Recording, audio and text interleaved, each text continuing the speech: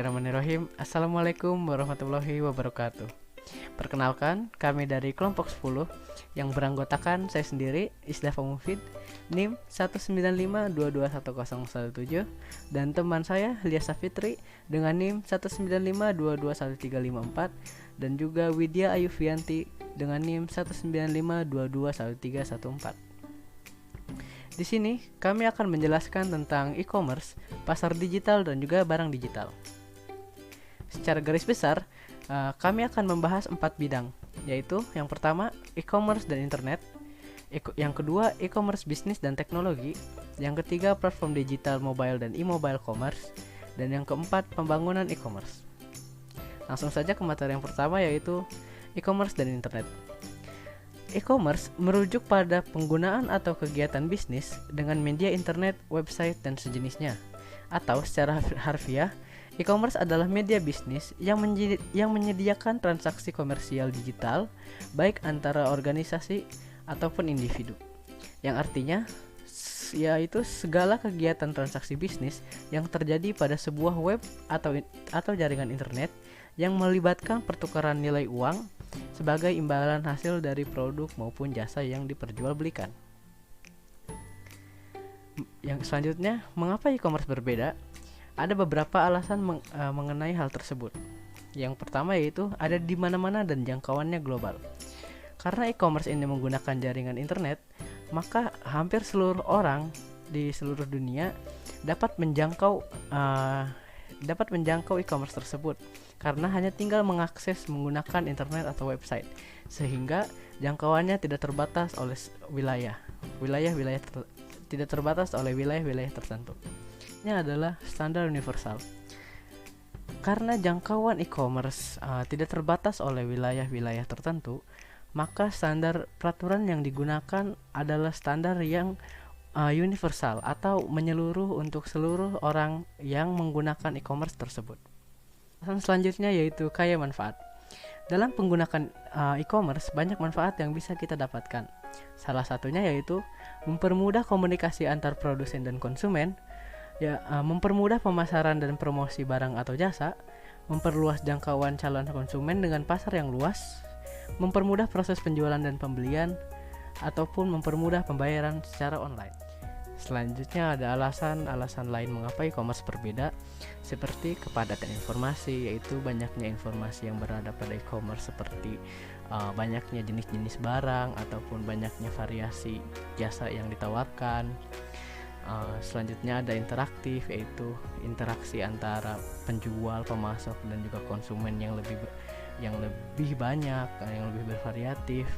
Dan juga ada personalisasi atau kustomisasi, yaitu suatu keinginan kemudahan pembeli yang ingin membeli sesuatu yang ada di e-commerce, yang di sana ada banyak sekali pilihan. Dan juga teknologi sosial, generasi pengguna konten dan jejaring sosial, seperti untuk penggunaan pemasaran yang lebih mudah atau menggunakan teknologi sosial untuk menjual sesuatu. Dan selanjutnya, konsep utama dari e-commerce, pasar digital dan pasar global. Internet telah menciptakan pasar digital di mata jutaan manusia bisa bertukar informasi dalam jumlah yang besar secara langsung, instan, dan gratis. Dan juga pasar digital sangatlah fleksibel dan efisien karena mereka beroperasi dengan menurunkan biaya pencarian barang dan biaya transaksi, biaya menu yang lebih rendah, dan kemampuan untuk mengubah harga secara bersamaan sesuai dengan kondisi pasar. Barang digital juga adalah barang yang bisa dikirim melalui jejaring sosial, seperti musik, video, film, perangkat lunak, surat kabar, majalah, buku, artikel, atau apapun itu, semua yang bisa diunggah, disimpan, dikirim, dan dijual murni itu disebut sebagai produk digital. Semua produk tersebut dikirimkan sebagai digital stream atau juga bisa diunduh dalam bentuk file. Pembahasan yang kedua mengenai e-commerce bisnis dan teknologi. E-commerce telah tumbuh dari beberapa iklan portal web pada tahun 1995. Lebih dari 9% dari keseluruhan penjualan retail pada tahun 2012 melebihi katalog bisnis dari pesanan pos. E-commerce merupakan kombinasi yang mengagumkan dari metode bisnis dan teknologi informasi baru. Mari kita mulai dengan pemahaman dari dasar tipe-tipe e-commerce dan penjelasan model bisnis e-commerce serta model pendapatannya. Tipe-tipe e-commerce. Ada banyak cara untuk mengklasifikasi transaksi bisnis elektronik. Salah satunya adalah dengan melihat sifat dari partisipan. 3 kategori utama dari e-commerce adalah yang pertama, bisnis e-commerce berbentuk bisnis ke bisnis yang melibatkan pengejaran produk dan jasa ke konsumen individu. Yang kedua, bisnis e-commerce berbentuk bisnis ke bisnis yang melibatkan penjualan barang dan jasa antara bisnis-bisnis.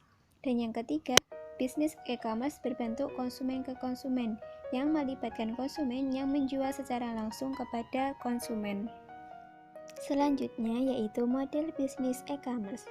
Perubahan dari informasi ekonomi telah menciptakan sebuah kondisi untuk keseluruhan model bisnis baru yang muncul dan merusak model bisnis yang lama. Terdapat 7 model bisnis e-commerce. Yang pertama yaitu portal, merupakan pintu gerbang untuk masuk ke dalam web dan seringkali didefinisikan sebagai situs di mana pengguna mengaturnya sebagai laman muka mereka. Kemudian yang kedua yaitu e-tailer. Nah, toko retail online biasa disebut e-tailer. Sebuah e-tailer secara tipikal mirip dengan brick and mortar storefront, kecuali jika konsumen hanya ingin terkoneksi dengan internet untuk memeriksa persediaan mereka dan menempatkan pesanan. Yang ketiga, ada penyedia konten. Saat e-commerce memulai sebagai saluran produk retail, ia semakin berubah menjadi sebuah saluran konten global. Konten secara luas didefinisikan sebagai semua bentuk dari kekayaan intelektual. Dan yang keempat, ada perantara transaksi.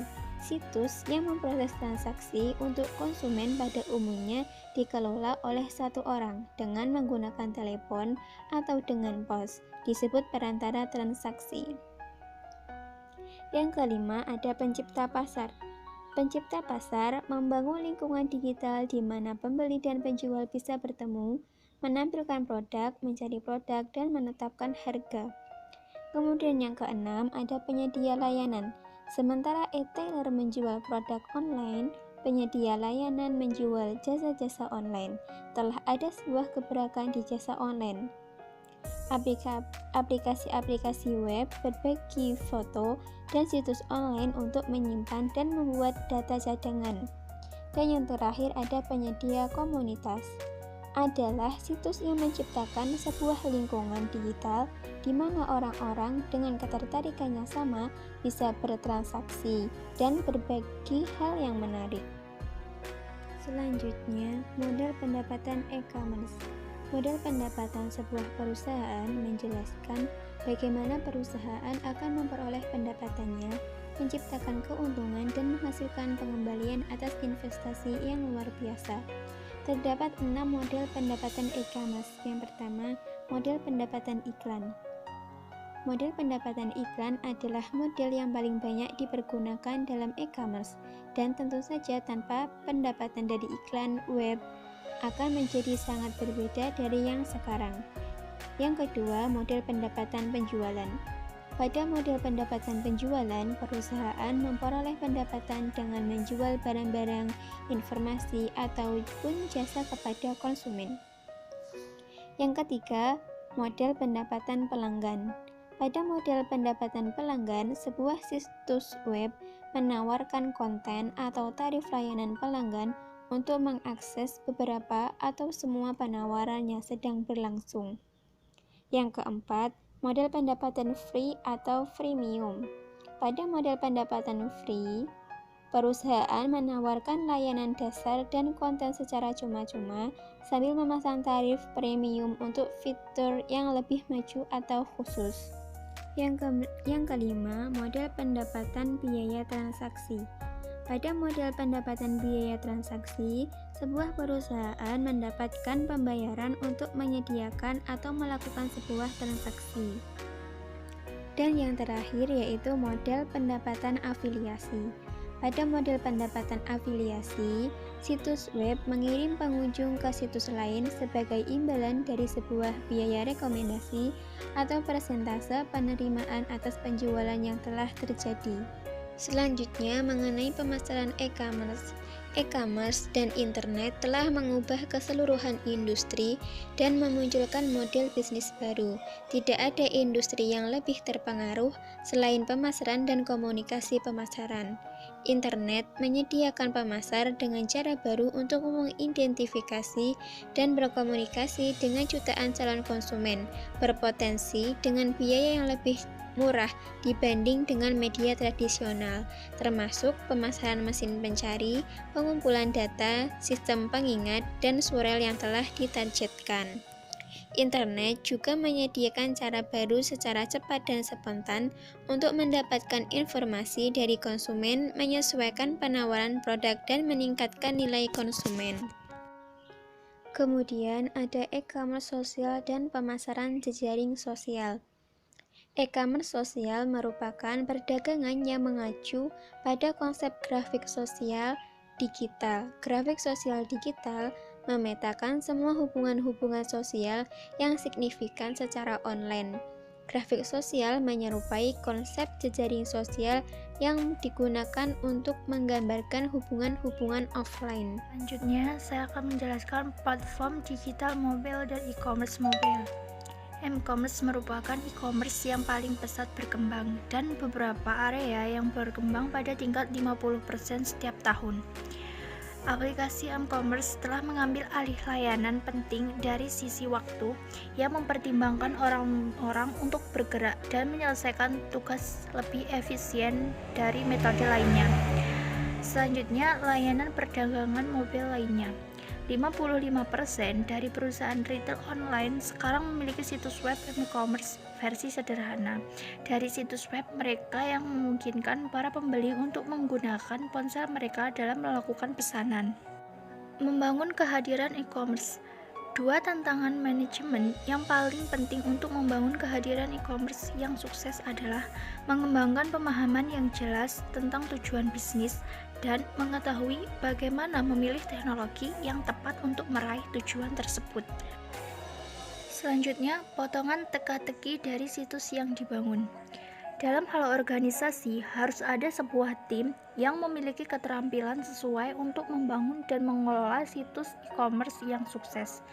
Tim ini yang nantinya akan membuat keputusan utama tentang teknologi, desain situs, dan kebijakan sosial dan informasi yang akan diaplikasikan ke situs. Selanjutnya, ada sasaran bisnis, kemampuan sistem, dan pentingnya informasi. Sasaran bisnis sederhananya adalah fungsi atau kemampuan seperti apa yang diharapkan dari situs yang akan dikembangkan. Kemampuan sistem adalah kemampuan sistem informasi yang dibutuhkan untuk mencapai sasaran bisnis. Kebutuhan informasi untuk sebuah sistem adalah elemen-elemen informasi yang bisa diproduksi oleh sebuah sistem untuk mencapai sasaran bisnis. Membangun situs web secara mandiri versus alih daya. Keputusan pembangunan situs web. Jika membangun situs web sendiri memiliki beberapa resiko seperti kompleksitas, di sisi positifnya bisa membangun situs seperti apa yang benar-benar diinginkan. Keputusan pengelolaan. Sebagian besar bisnis memilih untuk melakukan alih daya dengan membayar perusahaan lain untuk mengoperasikan situs web mereka. Anggaran situs web. Beberapa ide tentang ukuran relatif dari beberapa biaya komponen situs web terdiri atas biaya perangkat keras, biaya perangkat lunak, dan telekomunikasi. Dan selanjutnya ada manfaat dari e-commerce. Pengguna e-commerce memberikan manfaat bagi setiap pengguna bisnis, tepatnya di era digital yang terus berkembang. Manfaat yang dapat diperoleh adalah 1. Mempermudah komunikasi antar produsen dan konsumen. 2. Mempermudah pemasaran dan promosi barang atau jasa. 3. Memperluas jangkauan calon konsumen dengan pasar yang luas. 4. Mempermudah proses penjualan dan pembelian. 5. Mempermudah pembayaran secara online. 6. Mempermudah pembayaran informasi. 7. Adanya peluang untuk meningkatkan market export. Dan yang terakhir, memperluas jangkauan global. Mungkin itu saja yang dapat kami sampaikan. Kurang lebihnya mohon maaf. Wassalamualaikum warahmatullahi wabarakatuh.